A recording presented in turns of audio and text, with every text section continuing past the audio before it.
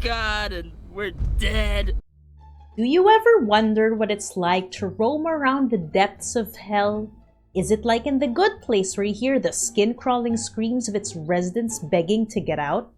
Or is hell similar to how Dante envisions them in his book Inferno? Well, thanks to Night School Studio, it's neither of those. Lisa here, and for this video, we are changing the review format to hopefully be more specific and concise. Let's see how it goes. Please do share, subscribe, and turn on the notifications bell to receive updates on the channel. Doing so will help us a lot. Thank you to Night School Studio for providing the game key for this review. So today, I'm going to examine hilarious and thoughtful ideas about the afterlife with Afterparty, the newest game from the same developers who made Oxenfree.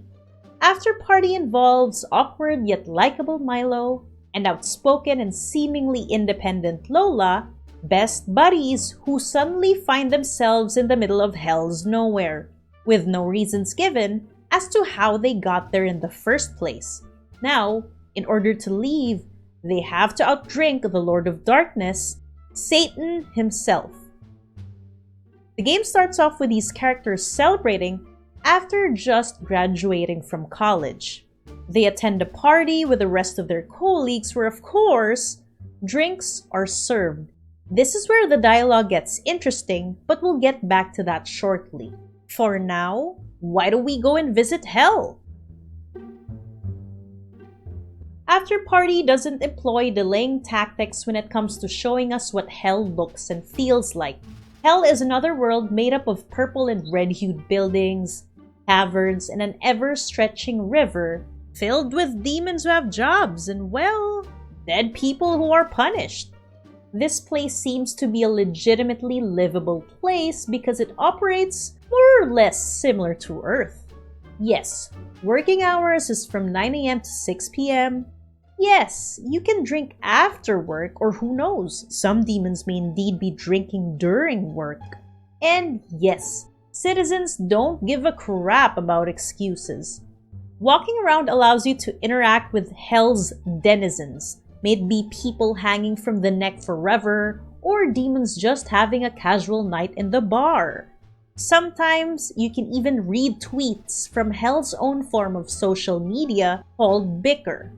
I have to point out how brilliant this term is, given how everyone down there is mostly arguing over every little annoyance or inconvenience they are experiencing. There's even one throwback to Oxenfree where a bicker tweet by a dead person reads, quote-unquote, "Is leave possible?" But of course, the context here is different. These situations show that hell can be light, fun, and humorous at the same time because of the beings that live in it. Demons are not your stereotypical bad guys either, as some of them actually care about doing what's right and good. However, despite events happening in major spaces of the city, hell can feel aloof at times. I find myself itching to explore every edge of the place, only to discover that I could not go any further and no one's there to talk with. This turns into lonely stretches of nowhere which could have been removed from the game as it adds little to no value in terms of the level design and story. Additionally, there are occasional stutters when riding a taxi or jumping off of the vehicle, making the experience quite janky. Aside from this, I did not encounter other bugs throughout my entire playthrough. Similar to Oxenfree, we move Milo and Lola in a linear 2D fashion, that is, from left to right or from up to down and vice versa. You play as both characters depending on what the situation calls for. Every time you chug alcohol, a third option pops out on top of the other two that are there by default. These options appear as comic bubbles surrounding the characters.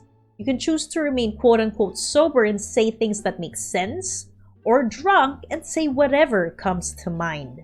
This is what stands out in Afterparty, as choosing your drink influences the type of response of either characters.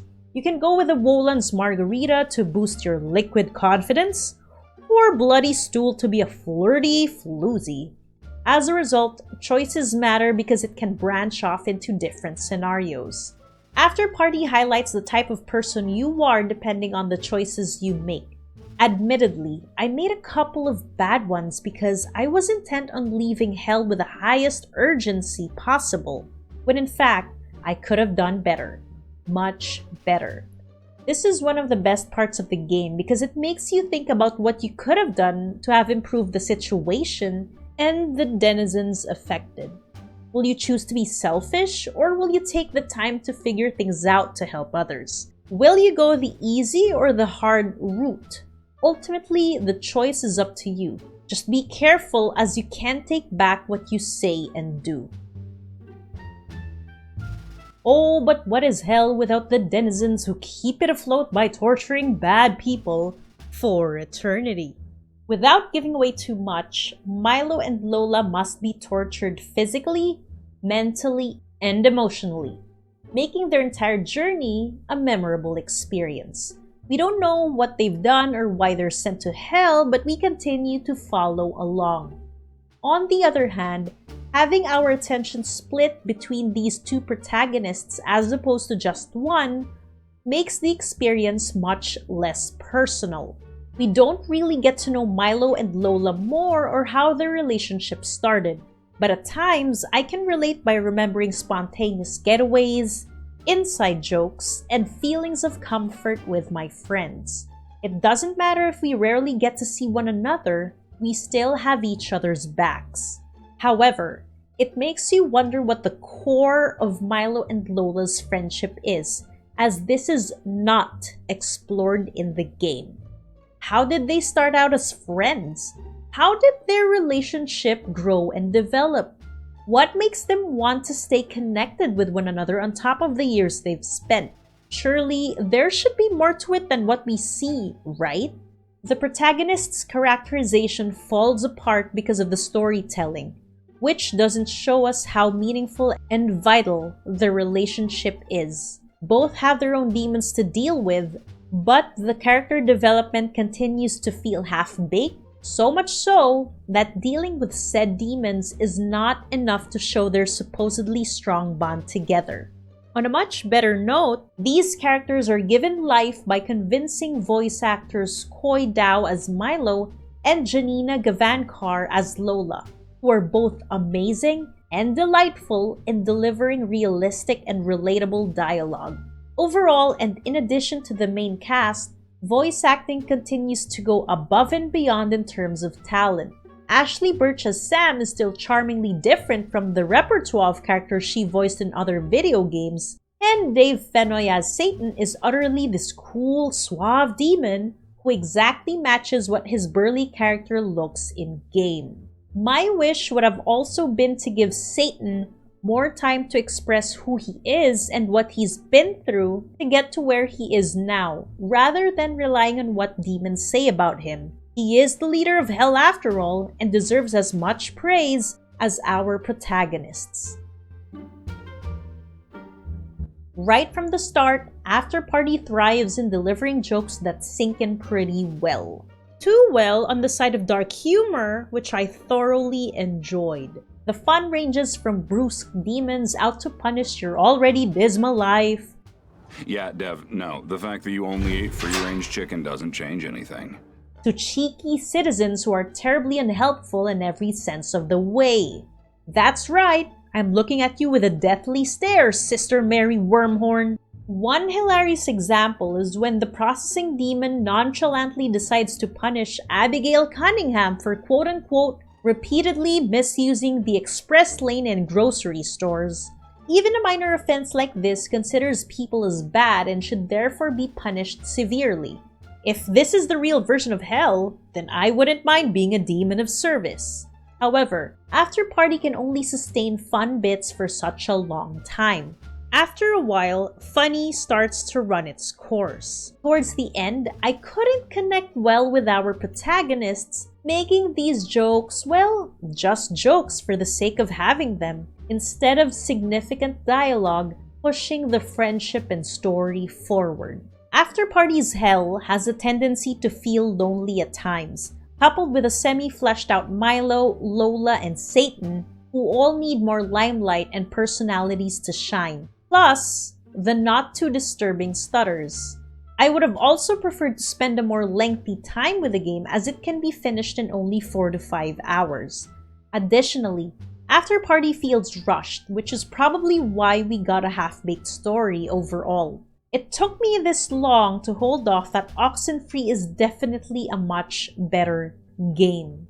I couldn't help but notice how literally bare the locations in Oxenfree are. But then again, there are these nuggets of surprises in them, making the environment fit perfectly in the story. And also, by having just one protagonist, we are left with a soul-crushing choice of what to do eventually. Despite these, Afterparty continues to live through because of its good quality voice acting, over-the-top comedy, and drinking above all else. The game goes for jokes, punch after punch with no hints of slowing down, making it bold. If you're the type of player who likes to finish short games in one sitting, then you should definitely give this game a half drink or two when it goes on sale at 50% off. Let us know what you think in the comments section below, if you're planning to buy Afterparty anytime soon, or how your experience is going if you're playing the game. If you enjoyed this video, sharing and subscribing to the channel helps us a lot. Following us on Twitter or joining our Discord will also help immensely. Thank you for watching and have a great week ahead.